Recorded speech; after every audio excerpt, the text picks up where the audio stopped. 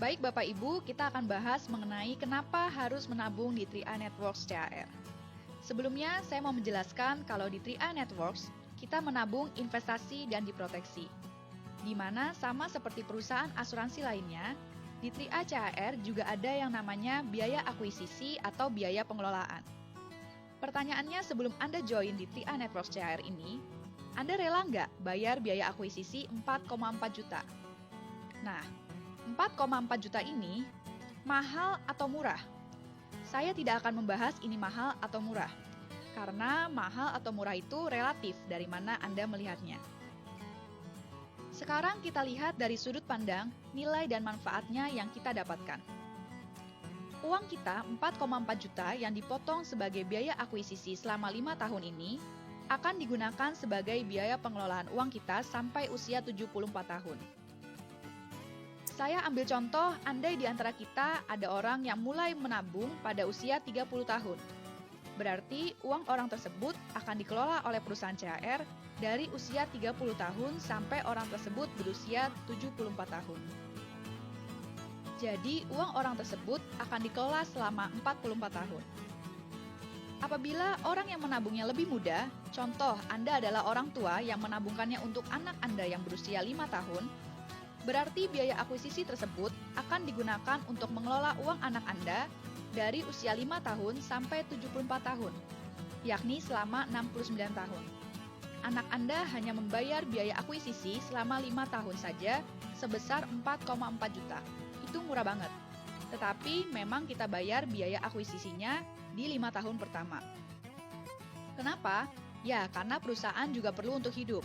Untuk operasional perusahaan, untuk bayar gaji karyawan, sewa gedung, dan lain sebagainya. Nah, Bapak Ibu, kembali lagi apabila orang tersebut masuk usia 30 tahun, jika kita hitung dengan biaya akuisisi 4,4 juta, dibagi 44 tahun, maka 1 tahunnya orang tersebut hanya mengeluarkan Rp100.000 untuk biaya pengelolaannya, atau sekitar Rp8.333 per bulan. Baik. Sampai sini semoga membantu Anda memahami kenapa Anda harus membayar biaya akuisisi. Sekarang kita lanjut ke tabel ilustrasi perkembangan investasi Anda. Berapa manfaat yang Anda terima dari investasi Anda? Di sini ilustrasinya adalah seseorang yang mulai menabung di usia 30 tahun. Dia menabung setiap bulannya Rp350.000. Rp350.000 per bulan sama dengan Rp12.000 sehari.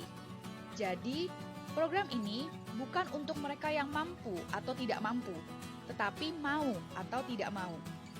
Hanya soal niat, karena Rp12.000 per hari ini adalah nominal yang terjangkau untuk semua orang. Kewajiban menabung di CHR hanya 5 tahun. Setelah 5 tahun, stop, tidak perlu menabung lagi.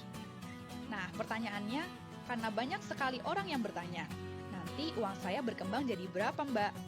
Nah, tabel di layar Anda bisa baca nilai investasi rendah, sedang, dan tinggi. Rendah 6%, sedang 14%, dan tinggi 20%. Maksudnya apa? Saya mau tegaskan lagi kepada Anda, nilai rendah 6%, sedang 14%, dan tinggi 20% di sini bukanlah bunga, tetapi asumsi perkiraan perkembangan dari nilai investasi Anda. Dan nilai ini juga tergantung dari niat Anda berinvestasi di CHR. Jika Anda berniat hanya untuk berinvestasi jangka pendek, kira-kira di bawah 5 tahun, maka Anda bisa asumsikan perkembangan tabungan Anda dengan nilai rendah saja. Kenapa? Karena uang Anda belum dikembangkan secara maksimal. Apabila Anda berniat untuk berinvestasi jangka sedang, kira-kira 6-10 tahun, Anda bisa asumsikan dengan nilai sedang. Tetapi, jika Anda berniat untuk berinvestasi jangka panjang, yakni di atas 10 tahun, Anda bisa asumsikan dengan nilai tinggi. Saya tegaskan kembali kepada Anda bahwa angka-angka yang ada di layar Anda ini bukan angka yang fix, Bapak Ibu. Karena investasi tidak pernah ada angka pasti. Tetapi tabel ini dibuat juga berdasarkan 2 hal. Yang pertama, keahlian perusahaan, dan yang kedua, track record perusahaan selama ini. Mari kita lihat. Di sini seseorang memulai menabung Rp350.000 per bulan dari usia 30 tahun sampai 34 tahun, selama 5 tahun saja, kemudian stop. Di akhir tahun kelima, uang orang ini berkembang menjadi berapa? Nah, di layar Anda bisa kita lihat jika uangnya berkembang secara asumsi rendah. Seperti kita ingat tadi, modal uang kita 21 juta setelah dipotong biaya akuisisi 4,4 juta, sisanya 16 juta sekian. Itu adalah modal awal kita yang kemudian dikembangkan menjadi investasi. Setelah 5 tahun, uang orang tersebut berkembang menjadi 17 juta sekian. Itu jika perkembangannya rendah. Kalau perkembangannya sedang, berkembang menjadi 21 juta sekian. Tetapi jika perkembangannya bagus, itu berkembang menjadi 24 juta sekian.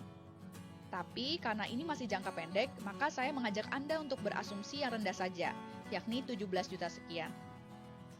Nah, di tahun ke-10, perkembangannya menjadi berapa?